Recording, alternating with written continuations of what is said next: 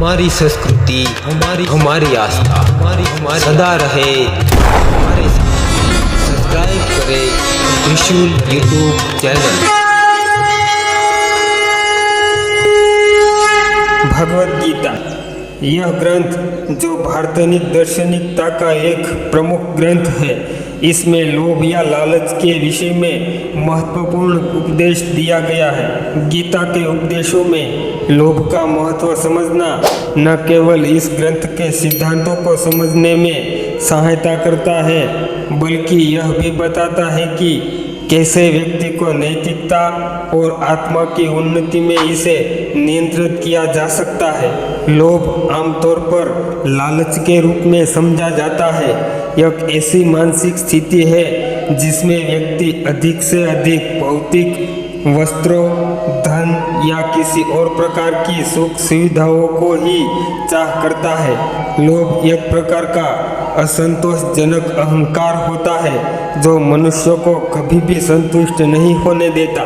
भगवान श्री कृष्ण कहते हैं कि लोभ मानव के चारों प्रमुख दोषों में से एक है जो ज्ञान, कर्म और भक्ति की प्रक्रिया को प्रभावित करता है।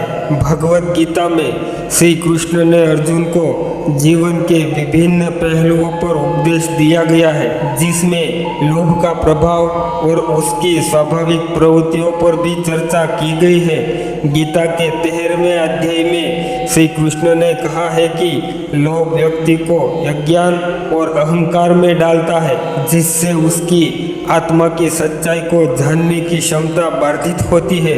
इस प्रकार लोभ व्यक्ति की आत्मिक उन्नति को अवरुद्ध करता है और उसे तात्कालिक सुख के पीछे भागने के लिए प्रेरित करता है, जो लंबे समय में उसके मानसिक शांति को समाप्त कर देता है। गीता के कर्म योग पर ध्यान देने पर लोभ का प्रभाव समझा जा सकता है।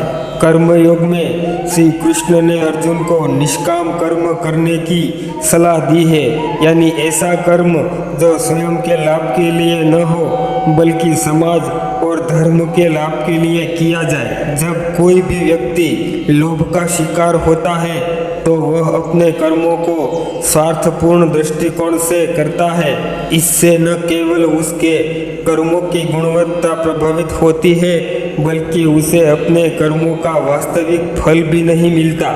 लोभ के चलते व्यक्ति कर्म करने का उद्देश्य केवल व्यक्तिगत लाभ प्राप्त करना हो जाता है, जो गीता के अनुसार यह गलत दिशा है। गीता में ज्ञान का महत्व अधिक है और इसे प्राप्त करने के लिए व्यक्ति को अपनी इच्छाओं और लाभ को नियंत्रित करना आवश्यक है। ज्ञान योग में श्री कृष्ण ने बताया है कि आत्मज्ञान प्राप्त करने के लिए व्यक्ति को अपनी इंद्रियों और मन की लालच को नियंत्रित करना होगा, क्योंकि लोभ आत्मज्ञान की प्रक्रिया को प्रभावित करता है और व्यक्ति को सच्चे ज्ञान की प्राप्ति में विघ्न डालता है। जब व्यक्ति लोभ से मुक्त होता है तो वह अपनी आत्मा की सच्चाई और ब्रह्मा के साथ एकात्मा को समझ सकता है। भक्ति युग में भी लोभ का प्रभाव देखा जा सकता है। भक्ति का अर्थ है भगवान के प्रति पूर्ण समर्पण और प्रेम। जब व्यक्ति के मन में लोभ होता है तो वह भगवान के प्रति अपनी भक्ति को शुद्धता से अंजाम नहीं दे सकता। भक्ति का उपदेश ईश्वर के साथ एक दिव्य संबंध बनाना है, जो कि लोभ और स्वार्थपूर्ण इच्छाओं के प्रभाव से विकृत हो जाता है। श्री कृष्ण ने अर्जुन को बताया है कि भक्ति में स्वार्थ और लालच से दूर रहना चाहिए, ताकि भक्ति में सच्चाई और पवित्रता बनी रहे। भगवद गीता के उपदेशों अनुसार लोभ एक ऐसा दोष है जो केवल व्यक्ति की आत्मिक उन्नति को रोकता है, बल्कि उसकी जीवन की गुणवत्ताओं को भी प्रभावित करता है। गीता में इसे नियंत्रित करने के लिए इससे मुक्ति प्राप्त करने के लिए उचित कर्म और ज्ञान और भक्ति की प्रक्रिया को अपनाने की सलाह दी गई है। जब व्यक्ति अपने भीतर के लोभ को समझता है और उसे नियंत्रित करता है तो वह एक सच्चे और सुखी जीवन की ओर अग्रसर होता है। गीता में लोभ का महत्व यह है कि यह केवल एक व्यक्ति के आत्मिक विकास में विघ्न डालता है, बल्कि इसे जीवन के सच्चे उद्देश्यों को प्राप्त करने से भी रोक सकता है। भगवान श्री कृष्ण कहते हैं कि हमें लोभ कदापि नहीं करना चाहिए।